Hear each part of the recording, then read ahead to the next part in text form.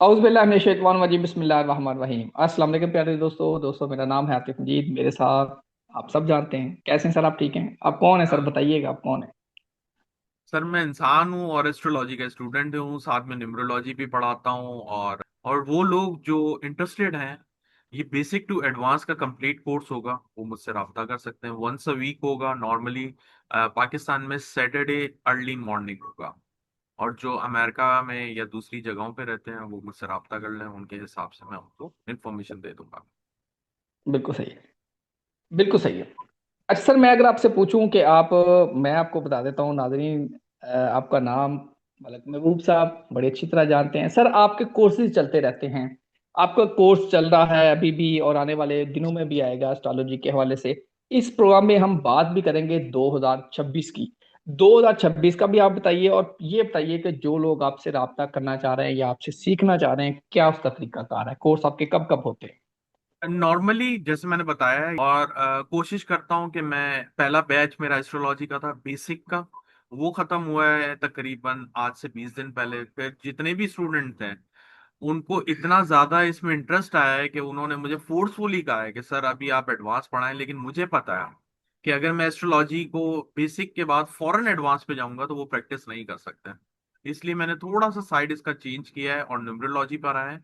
क्योंकि न्यूमरोलॉजी और एस्ट्रोलॉजी को अगर हम मर्ज करते हैं किसी भी कैलकुलेशन में तो वो बहुत जबरदस्त रिजल्ट देते हैं। इसलिए मैं एस्ट्रोलॉजी को अगर कंक्लूड करूं तो न्यूमरोलॉजी के बगैर एस्ट्रोलॉजी बहुत ही ज्यादा एक्सटेंसिव रिजल्ट नहीं देती। लेकिन एस्ट्रोलॉजी कंपैरेटिवली न्यूमरोलॉजी से ज्यादा वास्ट है। तो न्यूमरोलॉजी को अगर आप एस्ट्रोलॉजी के साथ मिलाया जाए तो बहुत ज्यादा अच्छे रिजल्ट आते हैं। तो फिलहाल एस्ट्रोलॉजी का कोर्स हो चुका हुआ है, अब न्यूमरोलॉजी का कोर्स है। स्क्रीन पे नंबर दिया गया है, आप रब्ता कर सकते हैं। सर, आप अपनी वेबसाइट का भी काइंडली बता दें जो दोस्त को विजिट करना चाह रहे हैं। जी, एक्चुअली वेबसाइट पे जायचा बनता है विदाउट एनी कॉस्ट। आप फुल रिपोर्ट के सेक्शन में जाएंगे, वहां पे आपका बर्थ चार्ट बन जाएगा विदाउट एनी चार्जेस। लेकिन उसमें आपकी बर्थ डिटेल दरकार होंगी। वहां पे आप अपनी डिटेल डालेंगे, आपको पता चल जाएगा आपका असेंडेंट क्या है। क्योंकि मोस्ट ऑफ द टाइम आपने देखा है आतिफ साहब आपके इंक्लूडिंग, कि जब मैं आपसे पूछता हूँ आपका जॉडिक साइन क्या है तो आप जो है अपने डेट ऑफ मंथ के बर्थ। हिसाब से बोलते हैं कि ये मेरा जॉडिक साइन है। ये गलत होता है। जॉडिक साइन तब सही पता चलता है जब आपकी बर्थ डिटेल कंप्लीटली एंटर होती हैं, date of birth, time of birth, place of birth, फिर आपका असेंडेंट जो होता है वो करेक्ट मालूम होता है। सर, 2026 क्या देख रहे हैं दुनिया के 12 माह 12 जोड़ी? अच्छा, 2026। 2026 जो है अगर आप ये देखें तो एक साइकिल कंप्लीट हुआ है नंबर 1 से लेके नंबर 9 तक का 2025 में। इसलिए जो तबाही दुनिया में आई है उनका इख्तिताम तो नहीं हुआ लेकिन उनका आगाज हो गया। जो तबाहियां 2025 में आई है तो 25 का 2025 नंबर से 9 था। अब 25 बिल्कुल का सही बात, उनका वन आ अब जाएगा। 26 का अब वन जो आ है जाएगा। 1 आ जाएगा। तो 1 से लेके 9 तक का एक साइकिल होता है हर इंसान की जिंदगी में। तो न्यूमरोलॉजी में भी 1 से लेके 9 तक का साइकिल होता है, लेकिन वो जरा डिफरेंट टाइम जोन से होता है। मतलब 9 की जो दशा चलेगी वो 9 साल चलेगी। आप समझ रहे हैं? 8 की दशा चलेगी, 8 साल चलेगी। तो इस तरह से हम लोग इसकी सीक्वेंस बनाते हैं न्यूमरोलॉजी में। बड़ा इंटरेस्टिंग है न्यूमरोलॉजी भी। तो अगर हम 2026 को देखें तो मुझे ऐसा लग रहा है कि 2026 में कोई बहुत बड़ी पावर्स, 2 या 3 मेजर पावर आपस में एक दूसरे के आमने सामने आने वाली है। इन शॉर्ट कहा जाए तो हम एक तीसरी वर्ल्ड वॉर के अंदर कदम रख रहे हैं। और 2027 और 28 सबसे ज्यादा इमोशनली डिस्टरबेंस लेकर आएंगे दुनिया में। 2000 यूं समझें कि हम जो बेहतरी के साइकिल में जब चलेंगे, जब पांचवा नंबर आएगा दुनिया का, टोटल जब 5 आएगा, मतलब कैलेंडर ईयर में टोटल 5 आएगा, तब दुनिया जो है वापस बेहतरी की तरफ चलना शुरू होगी। तो 2 नंबर मतलब 2027, 2028 विल बी ओके। 2029 जो है बहुत ही खतरनाक होगा क्योंकि उसका टोटल बनेगा 4।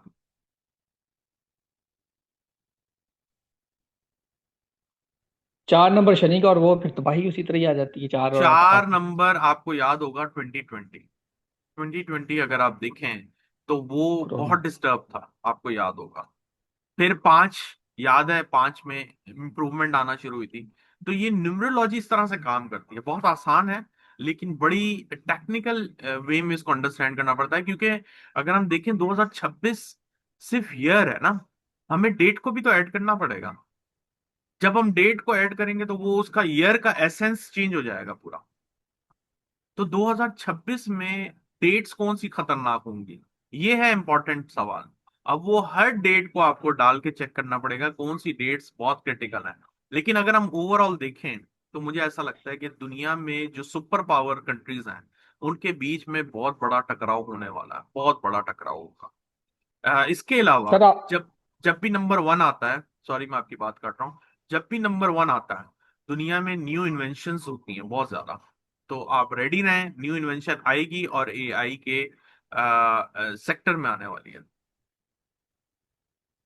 उसके लिए आप अपने आप को तैयार करें, कोई शक नहीं है। अपनी जॉब बचाएं, लास्ट टाइम जो हमने वीडियो की थी, अपने मामलात को बचाएं।